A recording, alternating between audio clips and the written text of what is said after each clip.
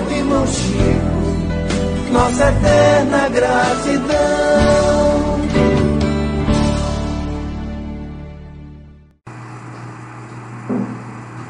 Boa noite a todos e a todas. Um prazer muito grande estar aqui na casa. Eu agradeço a Gilson, aos organizadores da casa, por me convidarem. Eu tenho tido a oportunidade de ir a algumas casas espíritas. Eu comecei a estudar há poucos anos, a partir de 2012. E depois de 2012 para cá, eu fui me familiarizando um pouco com a linguagem, com o formato das reuniões, e mais recentemente, no começo desse ano, eu passei a frequentar aqui, por questões mais de logística mesmo da minha vida de trabalho, proximidade de casa. Eu passei a frequentar aqui, eu frequentava a UF, nesse tempo, vários amigos e vários colegas de outras cidades também têm me convidado. E o tema que eu me propus a conversar com vocês hoje é um tema que é muito colocado para todos nós, que é o tema da verdade, né? Então, eu acho que todas as pessoas têm uma dificuldade com essa questão. É uma coisa que todos nós ansiamos, mas todos nós temos muita dificuldade de lidar com esse tema. E eu sou formado em História, né? Trabalho com isso, e atualmente também tenho estudado muito Psicologia. E isso, eu acho que essas três áreas, no caso a História, a ciências humanas, a Psicologia, que também é uma ciência humana e às vezes é considerada uma ciência biológica, né, ou fisiológica, mas que a gente também considera do trato com o ser humano. E a doutrina espírita tem me trazido algumas questões sobre esse tema. Então eu já apresentei em alguns lugares e espero que hoje a gente possa também conversar sobre isso. Então, a minha primeira pergunta é: por que o ser humano precisa tanto da verdade e ao mesmo tempo sofre tanto com a verdade? A dificuldade que nós temos de lidar com esse tema. Todos nós, eu tenho certeza que em algum momento da vida se perguntou, né? Eu quero saber realmente a verdade, eu tenho condições de realmente suportar a verdade, né? E em outros momentos, quando nós somos confrontados com a verdade, nós tivemos dificuldades. E aí tem três tipos de verdade, né, que eu queria trazer para começar essa conversa com vocês. Em primeiro lugar, a verdade religiosa, a verdade que nos é revelada. Se nós acreditamos em Deus, se nós acreditamos numa religião formal, se nós acreditamos em alguma doutrina religiosa, a tendência é a gente esperar que essa verdade nos seja revelada. Porque esse é realmente o sentido, ou o primeiro sentido da verdade, né? Deus sempre revela em todas as religiões aos homens algumas ideias, e esses homens, intuídos por Deus, revelam aos outros. Mas nem tudo é revelado. Nas religiões sempre subsistirá um aspecto de mistério. Sempre há um mistério que não foi revelado. O outro sentido de verdade é a verdade científica, que é a verdade que quase todos nós procuramos e muitas vezes acreditamos nela cegamente. E a verdade científica é a verdade por desvelamento. É algo que estava encoberto e os cientistas, ao se debruçarem sobre isso, e podem ser os cientistas das ciências exatas ou os cientistas das ciências humanas, eles desvelam isso para nós outros que não estudamos essas questões, e nós acreditamos nessa verdade científica ao ponto de termos coragem, por exemplo, de entrar no avião. Isso é ciência, né? Isso é técnica. Ao ponto de tomarmos um remédio, ao ponto de comermos um alimento, porque o nutricionista, que é um cientista, nos diz que aquele alimento vai nos servir na constituição do nosso corpo. Então a ciência ela tem esse poder, né, de instituir uma verdade por desvelamento. Aquilo servia até um certo momento, a ciência prova o contrário, e nós, como seres humanos comuns, seguimos muitas vezes assim. E o terceiro tipo de verdade é a verdade jurídica, né? É aquela verdade que é circunstancial. ela dependerá das provas, ela dependerá de provas do que aconteceu no momento.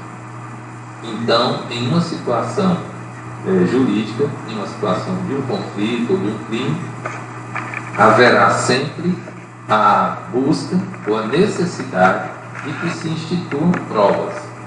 Então, muitas vezes, a vítima ou o acusado sabem realmente o que aconteceu, e às vezes só eles sabem, não é? Mas quem chega a posteriori, a polícia, a investigação, o advogado, uma promotoria, ela vai reunir certos indícios para tentar chegar à verdade. E o resultado a que chegam é sempre circunstancial. Vai depender apenas do que ele conseguiu reunir.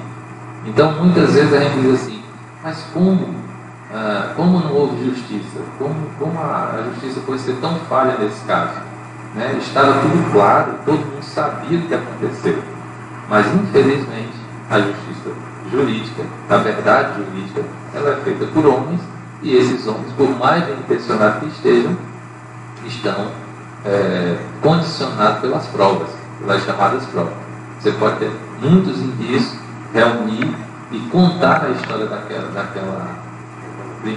crime ou daquela situação, mas somente quem foi vítima ou quem se mantém vivo, né, claro, e quem foi o promotor da ação é que sabe exatamente o que aconteceu. Em todos os casos jurídicos que vocês ou eu vemos na televisão, a primeira pergunta que nós devemos fazer não é isto realmente aconteceu, mas sim como foi que isto aconteceu realmente ou verdadeiramente. Então, eu queria colocar esses três tipos de verdades, né, ou de instituição de verdade, para que a gente entenda o que é que o Espiritismo traz como verdade, onde é que ele se apoia para falar de verdade e por que nós temos essa necessidade da verdade para poder seguir em frente. E um outro ponto que eu gostaria de tratar, e que é muito comum entre todos nós, seres humanos, que ainda não estamos muito evoluídos, é a questão da sinceridade em demasia. Né? Nós sabemos que a sinceridade é muito importante, nós quase sempre buscamos essa sinceridade, mas quando a sinceridade passa do ponto, ela nos ofende e nos incomoda. Né? Aquela história, você pode dizer a verdade, mas não toda. E é porque nem sempre a pessoa que está lhe pedindo essa verdade, ela vai conseguir suportar. Né? No Espiritismo, um tema que eu vou tratar um pouco mais à frente, também com mais detalhe, isso se coloca da seguinte forma: nem sempre nós estamos evoluídos para receber a verdade, para receber uma revelação de algo que nós precisamos saber para, muitas vezes, mudar o nosso comportamento ou ter um comportamento adequado que nós não estávamos tendo. E muitas vezes essa verdade é muito dura. Né? Eu, por exemplo, passei muito tempo para acreditar em alguma coisa. Eu era completamente ateu, totalmente ateu. Não seguia religião nenhuma, embora tenha nascido numa casa cristã, católica, né? Fui a todos os ritos católicos, mas durante muito tempo eu desconhecia e não queria aceitar nenhum tipo de princípio religioso, ou seguir nenhuma regra religiosa. Né? E aí fui tentando encontrar o meu caminho. E em algum momento eu não estava preparado para essa verdade, ou que hoje eu considero verdade. Né? Pois bem, então o que nos diz o Evangelho de João? Né? Talvez um dos versículos mais conhecidos da Bíblia cristã seja João capítulo 8, versículo 32. Né? Conhecereis a verdade e a verdade vos libertará. E muita gente usa essa expressão para, quando bem entende, e para todos os valores que querem instituir. Né? Na política, né? Numa situação científica, numa disputa acadêmica, né? Se nós colocamos um livro, um texto contraposto ao outro, um cientista mostrou uma coisa e nós queremos mostrar outra, e diz, olha, este aqui realmente contém a verdade. Se você ler este livro, essa verdade vai te libertar. Né? Isso é muito interessante, porque todo mundo usa esse mesmo princípio: conhecereis a verdade e a verdade vos libertará. E aí restaria a gente perguntar: mas que verdade? Né? Aquelas três que eu falei no início, ou uma verdade que é pessoal, né? Uma verdade que é relativa, porque eu vi uma coisa, eu penso de um jeito e você pensa de outro. Pois bem, mas esse versículo é um dos mais conhecidos e talvez um dos menos praticados por nós. Todo mundo quer a verdade, mas todo mundo tem uma dificuldade enorme com a verdade. Isso é fato, né? Quando a gente começa a colocar em dúvida ou a colocar em crítica certas situações da nossa vida, a tendência é a gente dizer: eu vou te contar muita coisa, mas eu vou deixar algo de lado que eu não posso te contar, porque se eu te contar, tu não vai nunca mais gostar daquela pessoa, tu nunca mais vai naquele ambiente, né? E isso é muito forte. Isso, todos vocês passaram por isso, né? Mas aí é muito interessante que João, nesse versículo 8,32, que fala: conhecereis a verdade e a verdade vos libertará, quase ninguém fala de dois próximos versículos após, né? Que é o 8,34, aquele que diz: todo aquele que faz o pecado é escravo do pecado. E de que é que João está falando isso? Dentro da religião católica, dentro da religião cristã, é do pecado, né? do mal. Ele está falando da mentira, né? Como também aqui, agora na leitura de Gilson, muito próximo do que eu ia falar, não se pode servir a Deus, que seria a verdade, e a Mamon, que seria a mentira. Não se pode servir a dois senhores ao mesmo tempo. Você pode até, dentro do seu livre-arbítrio, escolher um caminho e servir a ele durante muito tempo, mas você tem consequência disso. O seu livre-arbítrio é usado, mas você vai ter consequências. E aqui João é muito interessante, porque está duas linhas depois, e muita gente não lê, fica fixado nessa história: conhecereis a verdade e a verdade vos libertará. Todavia, a gente sabe que tanto na vida material como na vida espiritual existem espíritos que tergiversam, inventam, né, que iludem as pessoas. Existem líderes religiosos que pegam algo, a mesma escrita bíblica, a mesma escrita religiosa, e enganam as pessoas, usam esse argumento de forma inadequada, e as pessoas se deixam enganar pensando que aquilo é a verdade. E é muito interessante que pouca gente cita esse versículo, né? Todo aquele que faz o pecado é escravo do pecado. Ainda como em João, a gente tem uma passagem muito interessante que, no caso do Novo Evangelho, né, há uma crença na figura do diabo, né? O diabo, na tradição católica, ele foi muito ressaltado. Ele não diria que ele foi inventado, né? Quer dizer, a ideia de um espírito do mal já existia nas religiões anteriores, mas no Novo Testamento o diabo aparece com muita força. E João fala sobre o diabo o seguinte: ele era assassino desde o princípio e não esteve do lado da verdade, porque nele não existe verdade. Quando ele fala mentira, fala do que lhe é próprio, porque é mentiroso e pai da mentira, né? E logo em seguida, né, em 8,45, João diz: e eu, quando lhes falo a verdade, vocês não me acreditarão. É muito interessante, porque ele está todo tempo ressaltando que no mundo material a mentira é muito mais forte. A mentira sempre terá um espaço muito grande. E, no caso, nós temos que estar muito alerta, né? Porque a gente nunca sabe muito claramente o que é mentira e o que é verdade, e às vezes a verdade é distorcida. Então, no Espiritismo, nós temos a grande possibilidade de trabalhar de forma diferente isso, né? Porque nós entendemos que a verdade, ela vai nos ser ofertada pela divindade, né? Pela espiritualidade, mas ela só vai nos ser revelada quando nós estivermos preparados.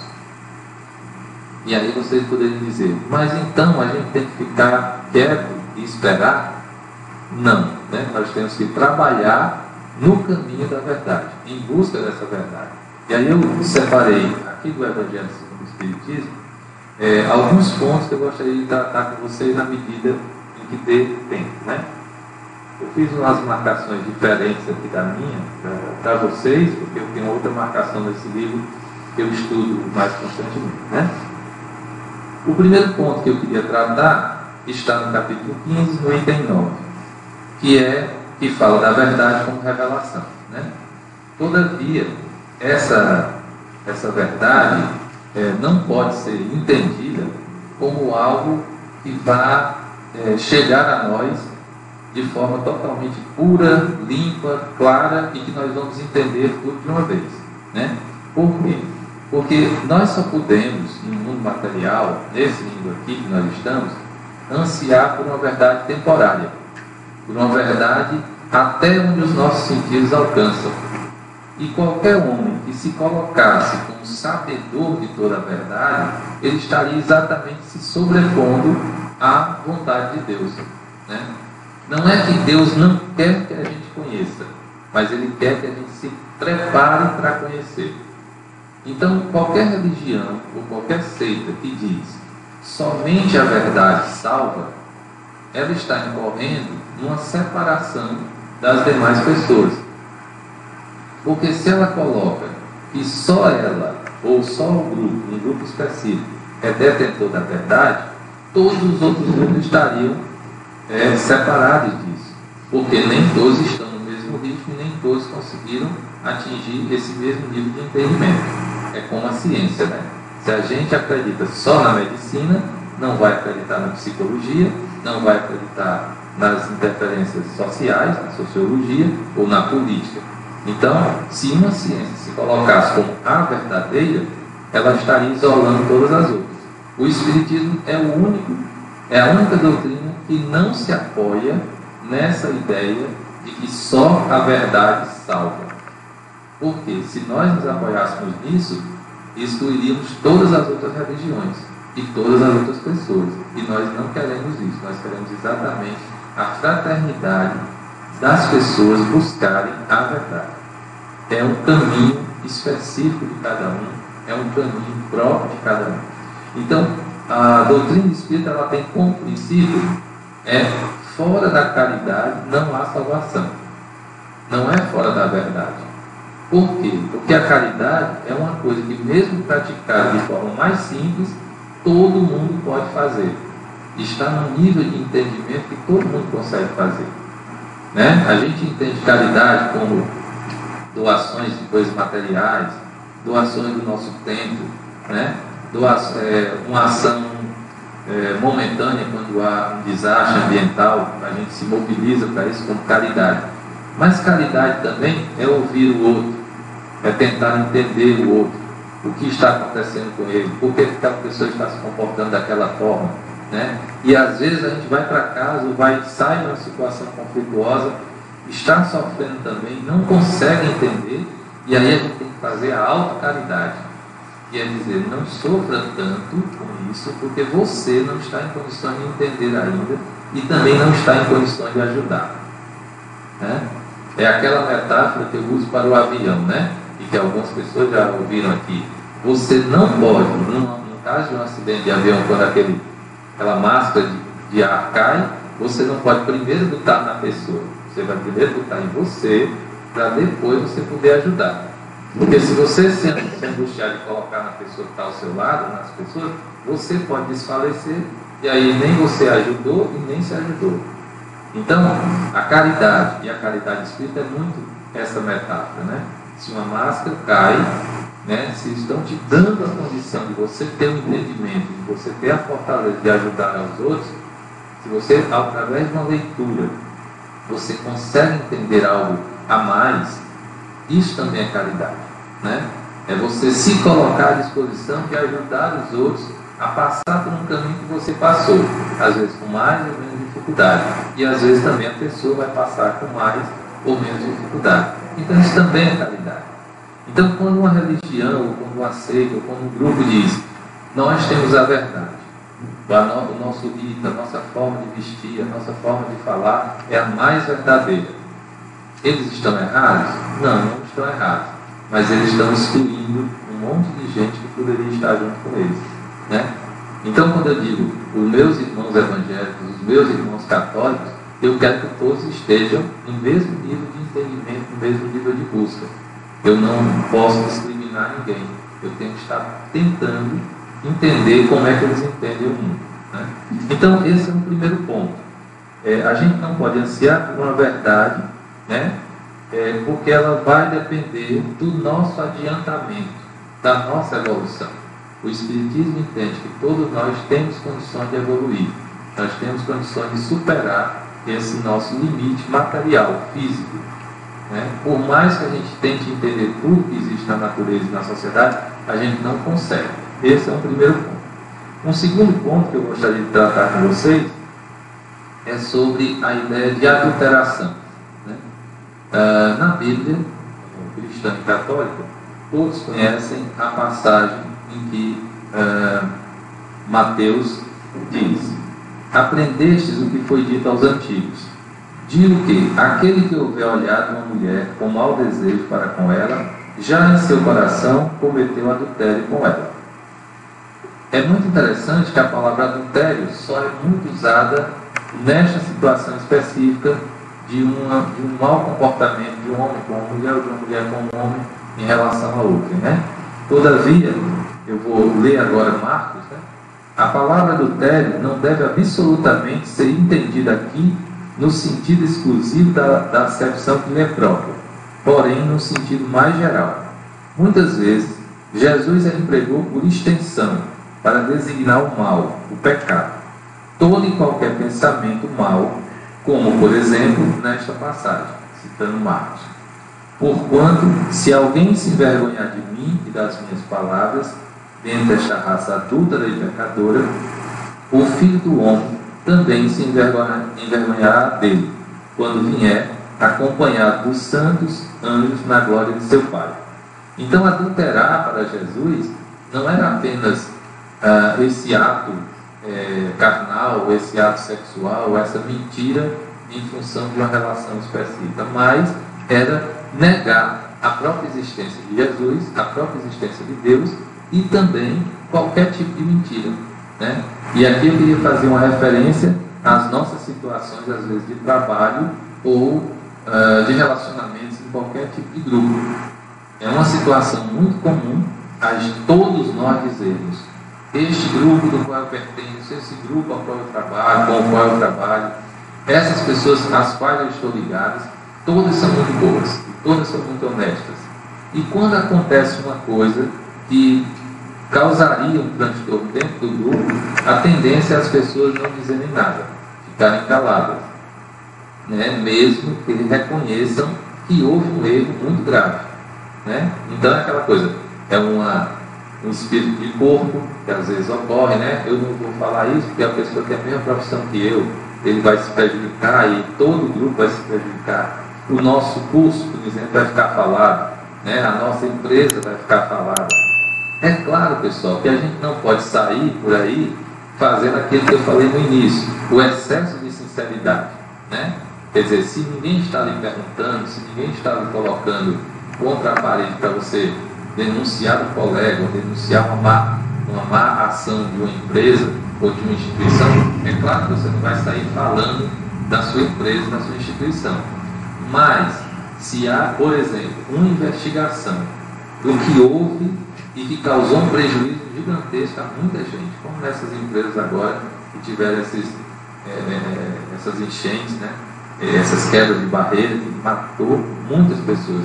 Um técnico que faz um laudo errado para dizer que está tudo em ordem na barragem, isso é mentira, isso é adulteração, né? E se tem outros técnicos que estão ao lado e dizem: não, mas foi ele que fez, eu não me meto, mesmo sabendo que estava errado, é um caso muito sério.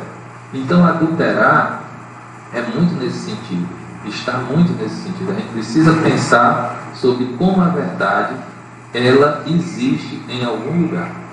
Ela tem, tudo que acontece tem uma forma correta de acontecer e ela tem uma forma verdadeira de acontecer.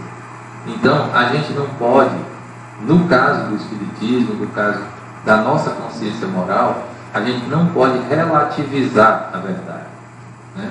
Eu posso até ficar calado durante anos sobre uma coisa que aconteceu, Mas eu não posso simplesmente chegar na frente das pessoas e dizer: isto não aconteceu. Se eu souber, com todo o coração, de toda a sinceridade, que aquilo aconteceu e causou um prejuízo a alguém, nem seja a uma única pessoa, ou até a um animal, ou à natureza em geral, né? Então, essa ideia, né, de Cristo é muito importante. Ele diz: aquele que me negar, aquele que não reconhecer em mim a verdade, estará em situação de adultério, porque ele sempre adulterará todas as outras coisas. Ora, se ele não reconheço, eu não tenho que seguir tuas regras, eu não tenho que participar dessa comunhão que tu me propões. Então, Jesus, em tese, está muito certo, né? Quer dizer, se você busca a verdade, você tem que se manter o mais íntegro o tempo todo, né? E muitas vezes vocês sabem que dizer a verdade pode nos prejudicar, mas há uma forma, há de encontrar-se uma forma de dizer, ou, se for provocado, dizer, né, o que realmente aconteceu, o que realmente provocou aquela ação. Então, continua ainda nesse tema da necessidade da verdade. Vejam, até agora, o título dessa minha fala é a necessidade, não é a obrigatoriedade da verdade. Porque aí seria algo, a obrigatoriedade seria algo que é colocado de fora. Você é obrigado a dizer. Não, você tem que entender isso como uma necessidade sua, uma necessidade moral. Eu tenho que sempre me manter verdadeiro, né? Uma das coisas também que nós mais temos dificuldade é a questão da não mentira. E aí eu não queria entrar muito em histórias e em exemplos para não forçar muito as coisas, mas de vez em quando é preciso, principalmente numa palestra em que nós temos pessoas de diferentes situações de trabalho e tal. Mas veja aquelas histórias simples assim. A principal questão do Espiritismo é você começar a trabalhar a não fazer a não verdade. Não é só você não mentir, porque mentir é quase que automático na gente. A gente tende a mentir, embora a gente diga que não, né? Todo mundo tem uma defesa psicológica. Não, eu não menti, eu apenas omiti, ou eu falei só um pouquinho, foi só uma mentira pequenininha. E não existe mentira pequenininha ou grande, tudo é mentira, né? Mas a gente tem que controlar a não verdade. E aí eu vou contar uma coisa simples para vocês. Por exemplo, quando a gente vai a uma reunião de trabalho e a gente se atrasa por uns 10, 15 minutos, a gente poderia chegar na reunião, pedir desculpas e não dizer o motivo pelo qual a gente está chegando atrasado. Por exemplo, dormiu um pouco na máquina, ou a gente dormiu um pouquinho depois do almoço, ou a gente comeu um pouco mais e ficou mais relaxado e perdeu a hora da reunião. Mas em geral, o que a gente faz?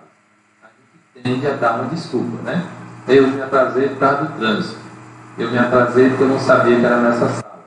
Eu achei que a sala era no outro andar, no outro prédio. A tendência da maioria das pessoas é dizer isso, é fazer esse procedimento. E o que é mais impressionante, até aí tudo bem, é você, está só você mentindo, né? Mas o mais impressionante é que a maioria das pessoas prefere aceitar esse tipo de desculpa do que a verdade. Se você dissesse, eu dormi mais 15 minutos depois do almoço, todas as pessoas da reunião ficariam revoltadas com você. Mas como assim? Eu saí antes, eu saí nesse sol imenso, eu cheguei exatamente às 2 horas e você chega aqui e tem a pachorra, né? Tem o descaramento de dizer que ficou dormindo, que cochilou depois do almoço. Eu não tive esse prazer hoje, você teve. Compreende? É muito interessante. É um mecanismo automático, né, de proteção psicológica, mas também da convivência. Eu já experimentei isso em várias situações. As pessoas chegam com uma desculpa totalmente, como a gente diz, esfarrapada, né, que não é uma mentira que vai prejudicar todo o grupo, mas é uma mentira. Mas as pessoas preferem a mentira, essa mentira social, né, como a gente chama, do que a verdade ou o silêncio. Era melhor você não dizer nada. Você pedir desculpa, a pessoa me desculpa, eu me atrasei, não sei se perdi algum assunto, mas vamos daqui para frente. É muito. Eu comecei a fazer isso. Eu comecei realmente a fazer isso. Quando eu entendi que é melhor controlar a não verdade do que criar uma mentira, sabe?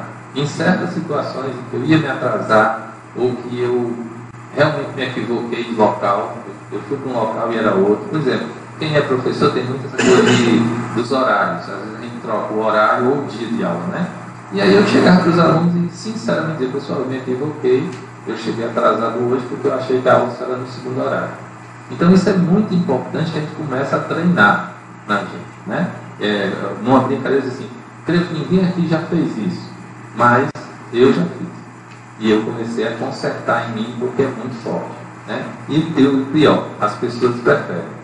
Isso é que mais me doía, né? Quando chegava um colega ou eu chegava e dizia uma coisa desse tipo, olha, eu não vim porque eu pensei que a reunião não cheguei cedo, daqui a 3 dias, ou troquei a data de ontem por hoje, tá?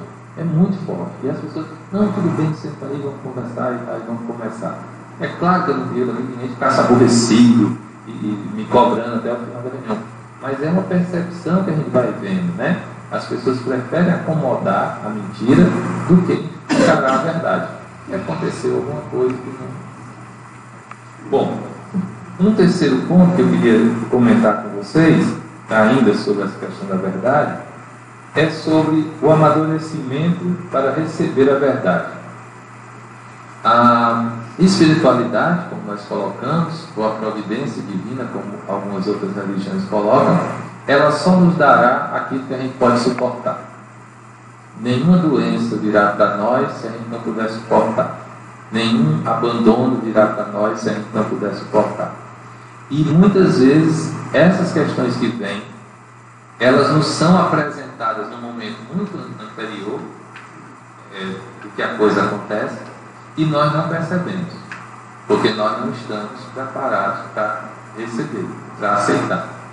A gente se coloca em risco muitas vezes sem perceber. Nós nos alimentamos mal, nós não praticamos exercício, nós nos excedemos em alguma coisa e depois nós perguntamos, mas como é que eu fui adoecer disso? Como é que essa doença veio e Deus não me disse nada e não fui prevenido, né? Como é que isso apareceu em mim? Quer dizer, estava lá o tempo todo, os sinais estavam lá, né? E a gente enfrentando, ou afrontando o destino, ou afrontando a divindade, ou afrontando a verdade, e não queria saber, e ficávamos fugindo, né? A gente passa a vida toda fazendo aquele tipo de coisa, que são apenas vícios. Os vícios podem ser rapidamente superados, porque basta que a gente tire da nossa vida. É diferente dos defeitos, né? Os defeitos às vezes são mais arraigados, e a gente não tem tanta condição de retirar sem a ajuda da espiritualidade, sem a ajuda de um psicólogo, sem a ajuda da família. Os defeitos são coisas muito mais fortes, enquanto que os vícios são coisas externas, né? O fumo, a bebida, o excesso de comida, o excesso de sexualidade, são vícios que a gente pode superar apenas se afastando, enquanto que os defeitos são coisas mais psicológicas, são mais internas da gente. Então, isso é muito importante que a gente entenda, né? Que a gente precisa amadurecer não só enquanto indivíduo, como enquanto espécie. A nossa espécie humana está muito pouco evoluída para o que ela tem potencial de ser, por incrível que pareça. A gente chega a dizer, não, hoje a tecnologia é fantástica, né? A gente consegue se comunicar com todo mundo em qualquer lugar do mundo que a pessoa esteja, né? Antigamente essa palestra que eu estou fazendo aqui para vocês seria para essa quantidade de pessoas. Agora, no momento, eu sei que ela está sendo transmitida e centenas de milhares de pessoas podem estar vendo, né? E isso é muito interessante. Então, a tecnologia criou essa impressão de que nós estamos muito evoluídos. Todavia, nas relações pessoais, nós estamos muito atrasados. Porque a gente não consegue. A gente ouve a pessoa que está falando do outro lado do mundo, no nosso idioma ou em outro idioma, consegue entender e não consegue conversar com o vizinho ou com a pessoa que está dentro de casa, né? Possivelmente, algumas pessoas que estão vendo esta palestra agora, na mesma residência dela, tem 1 ou 2 filhos em outros quartos assistindo outra coisa, em outra rede social ou no outro canal de internet. E possivelmente não conversaram hoje. E possivelmente não conversarão depois da palestra. Então a comunicação interna está muito ruim, né? Porque nós não evoluímos. Inclusive eu acho que nós estamos involuindo, né? Se vocês tentarem conversar com um adolescente, vocês vão ver como a conversa é toda cortada, porque eles falam pouco com a gente, com os mais adultos, e falam muito entre eles, né? Conversam muito, e conversam de várias formas, né? Falando, digitando, mandando áudio, mandando vídeos, né? Das mais diferentes formas. Então, é uma comunicação super rápida, mas às vezes muito fraca, muito frágil, né? Nenhuma criança, nenhum adolescente, até 15, 16 anos, tem paciência de assistir uma coisa por mais de 20 minutos, né? Assim, porque a nossa sociedade hoje é tudo muito rápido, a comunicação é muito rápida.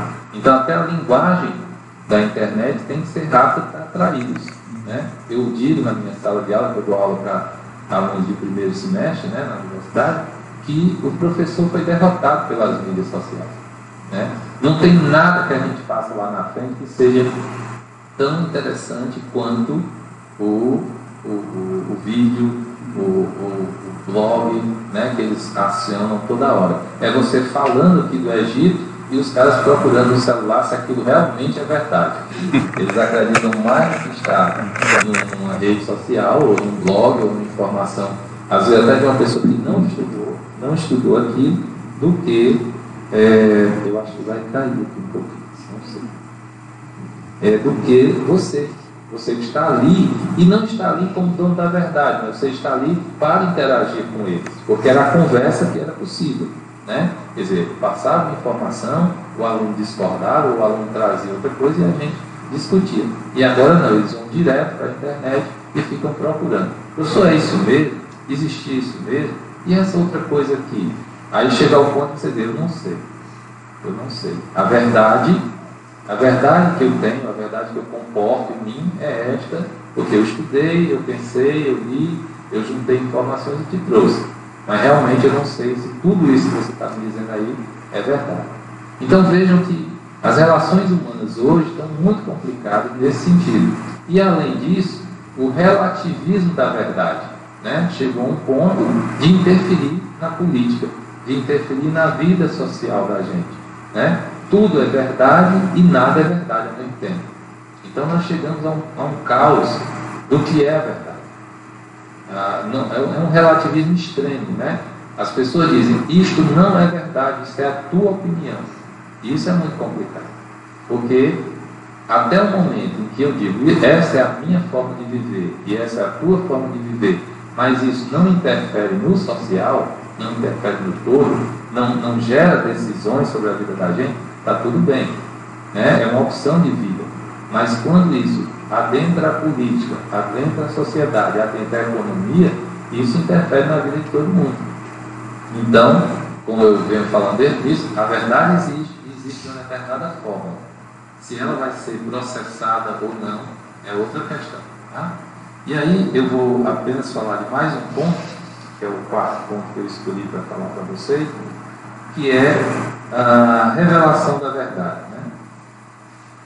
É muito interessante que essa passagem do Evangelho segundo o Espiritismo, que trata de como a verdade não poderia ser revelada apenas para um grupo específico de religiosos, ou para um grupo específico de médiuns, né? Então existem casas espíritas, ou grupos espíritas, que caem na mesma situação de outras religiões, que tentam dizer assim, não, mas nós temos uma pessoa, ou duas pessoas muito especiais, às quais essa verdade, ou essa mensagem foi revelada. Ora, se o Espiritismo trata principalmente de livre-arbítrio, né, e trata principalmente da capacidade que nós temos de nos melhorarmos, uma mensagem da espiritualidade, ela não pode ser destinada a um grupo específico. Ela possivelmente será revelada de forma simples e para que todos a entendam. Todos aqueles que tiverem se elevado à condição de entendedores. Ou seja, aqueles que se dedicaram ao trabalho, ao estudo, né? É isso que Gilson falou no começo. Quer dizer, a gente tem na casa espírita o espaço destinado a isso. ao estudo, à constância, ao trabalho caridoso, né? E ao entendimento e à meditação. Quer dizer, meditação dentro de uma casa espírita não é só vir aqui, sentar 5 minutos, baixar a cabeça, ouvir uma mensagem e pronto, resolvi. Meditação é o tempo todo. A meditação espírita, assim como a meditação budista, pode ser uma meditação ativa. Você entra no carro e ao invés de estar pensando em outras coisas, você se concentra na direção, que é uma parte mecânica, mas você vai pensando: como eu me comportarei na minha reunião de trabalho? Como é que eu vou me portar na minha sala de aula? O que o professor pediu? O que o meu chefe pediu? Aquele colega que está tendo uma dificuldade para mim na convivência, como é que eu vou tratá-lo hoje? Entende? Isso é muito importante. E onde é que o estudo nos ajuda? Você lendo os livros espíritas, né? Lendo os livros de mensagens também. Muitas vezes aquela mensagem vem para você naquele dia, né? Eu tenho aquele livrinho pequeno chamado Vida Feliz, né? E ele é todo anotado com as datas que eu li. Todos os dias eu leio um e anoto. E às vezes anoto o assunto para o qual me serviu. Tipo assim, viagem para tal lugar. No dia que eu encontrei fulano. Por quê? Porque às vezes aquilo que eu li de manhã, ou aquilo quando eu esqueço de ler de manhã eu consigo ler à tarde, aquilo serviu exatamente para aquela situação. Mas por que serviu? Porque o autor que escreveu, né, com base na espiritualidade, ele escreveu para mim? Não, é porque eu estava disposto a ouvir. Porque é muito importante isso, estar disposto a ouvir o que a mensagem está passando, né? Então, recentemente eu li sobre uma passagem que dizia: tome sempre a decisão que cause o menor prejuízo para você e para os outros. Tome sempre a decisão que cause menos prejuízo para você e para os outros. Quando você começa a meditar sobre isso, e em todos os lugares, no elevador, no carro, no restaurante, voltando para casa, cansado, não cansado, você começa a tomar as decisões que não me prejudiquem muito, né? Eu vou sair daqui e vou passar no restaurante ali para comer algo, mas será que não é muito tarde? E depois, quando chegar em casa, será que não vai estar muito tarde e eu posso me colocar em perigo? Então, a meditação, pessoal, não é necessariamente uma coisa de você tentar enfrentar desde o início aquele estágio de nirvana, né? De ficar separado, isolado num local e alcançar um nível de elevação mental que é insuperável. Claro que isso é importante, mas você não consegue isso do dia para a noite, né? O que nos ajuda na meditação e nessa revelação da verdade?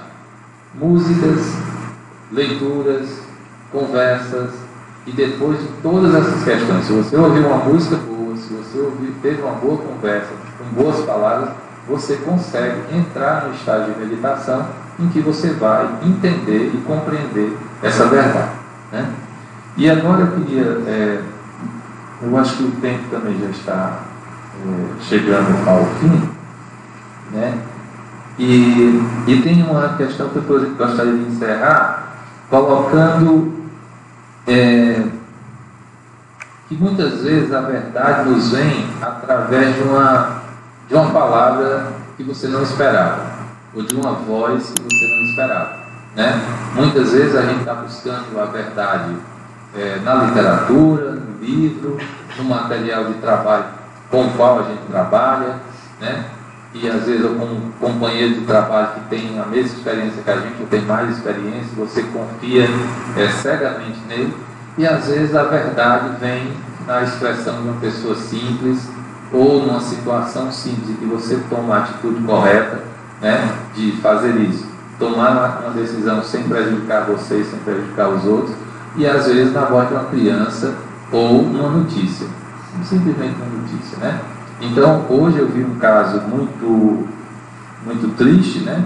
E ao mesmo tempo interessante, porque me fez pensar e me fez meditar, que foi um caso em Sapé, onde uma criança teria caído numa piscina, né? Um menininho caiu na piscina, a mãe estava ao lado e, segundo as indicações, ela não teria pulado na piscina para salvá-lo e até, segundo outra versão, teria empurrado a criança. E aí, como é que o ser humano em geral age? Condena logo, né? Puxa vida, como é que ela fez isso? Segundo, aciona um mecanismo que é mãe e deveria ter pulado da piscina mesmo sem saber nadar. É uma outra possibilidade, né? A terceira possibilidade é essa criança encontrou o destino dela e a mãe não podia fazer nada. É outra possibilidade. E a quarta possibilidade é dizer, eu vou tentar ver todos os ângulos do problema. Por que ela não pulou? Por que outra pessoa teve que vir tentar salvar a criança, né? E se ela é culpada, a gente pode julgá-la?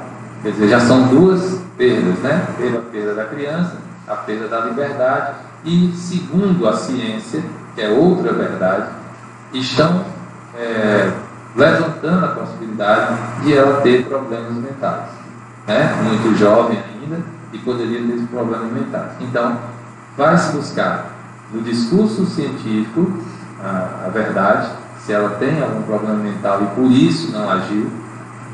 No discurso jurídico da prova, né? Vamos buscar os indícios se ela empurrou a criança, se a criança caiu ou se houve alguma outra ação, né? E a criança caiu lá e não teve como se salvar. E no discurso religioso, a questão, Deus poderia ter salvo a criança e não ter deixado a mãe nessa situação, nem a criança nem a mãe, né? Mas os três discursos se juntam e não nos permitem, no momento, dizer qual é a verdade. Qual é a única verdade nesse caso? O caso aconteceu. A morte da criança aconteceu. Isso é a única coisa que a gente tem de verdade. Saber o que realmente aconteceu, talvez a gente nunca consiga. Mas pelo menos a gente tem que entender o seguinte, que a gente não pode sair contando por aí essa história com o sentido de julgar, né? Porque são três sofrimentos, né? O da criança que faleceu, o da mãe que está passando por essa situação, que talvez ela não tenha um entendimento total, porque ela pode ter problemas mentais, e o nosso sofrimento, porque a gente também sofre quando vê uma notícia dessa. Como outra mãe na reportagem dizia, eu não desejo isso para ninguém, não desejo isso para uma mãe, porque eu sofro muito pela perda dessa criança, né? Então, para mim, quando eu vi essa matéria, eu pensei, eu também sofreria, eu estou sofrendo pelos dois, por eles dois e por mim, porque eu não consigo saber a verdade, e isso me dói, né? E eu não consigo julgar com um bom senso, com um bom entendimento, porque eu não tenho os elementos todos. Ao mesmo tempo, resta em mim o quê? A necessidade da verdade. É necessário que essa verdade apareça, é necessário que para o meu entendimento, para o meu apaziguamento, como imagino para vocês também, essa verdade apareça. Então, aqui eu encerro, né, essa minha fala, dizendo dessa necessidade que nós temos da verdade, enquanto indivíduo, enquanto espécie, enquanto sociedade, né? Na psicologia, vou só dar mais um exemplo, na psicologia, a gente quer muito descobrir o que é que está nos afetando, por que nós estamos tendo aqueles problemas e aquele comportamento. Quando nós começamos a nos deparar, quando a gente vai se aproximando da verdade, que a gente vai buscando no inconsciente, a gente fica totalmente desesperado. E muitos de nós abandonamos, se estiver fazendo uma terapia, uma psicanálise, a gente abandona. E depois a gente pode até retornar. Por quê? Porque a verdade realmente nos assusta. Mas ela deve ser buscada, ela deve ser ansiada, ela deve ser trabalhada. E também, quando recebida e quando entendida, deve ser bem acomodada. Não é porque a gente descobriu a verdade sobre a gente ou sobre os outros que a gente vai sair espalhando, pronto, agora eu sou totalmente verdadeiro e agora eu consigo entender tudo, né? Aquela mais uma metáfora que é, quando a gente tem muitos defeitos, a gente não pode tirá-los todos de uma vez. Porque se a gente tirar todos os pilares de uma casa de uma vez, ela pode desabar. E a gente não sabe em qual pilar é que se...